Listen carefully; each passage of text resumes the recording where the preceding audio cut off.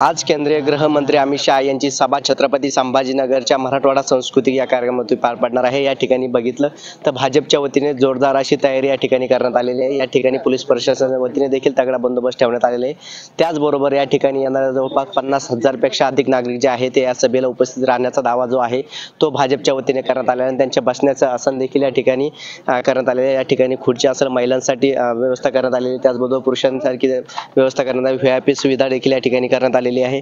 आणि या अमित शहा यांच्या सभेची जी तयारी आहे ती अक्षरशः आता शेवटच्या टोकावरती आहे। आणि सध्या बघितलं त्या ठिकाणी जे आहे भाजप खूप मोठी जोरदार तयारी या ठिकाणी करण्यात आली आहे। तसेच पोलीस प्रशासनाच्या वतीने जर या ठिकाणी पाहिलं तर जवळपास 15 ड्रोन जे आहे आणि 15 व्हिडिओ कॅमेरे देखील आहेत, त्याचबरोबर 50 CCTV जे आहे ते या ठिकाणी पोलीस प्रशासनाच्या वतीने लावण्यात आलेले।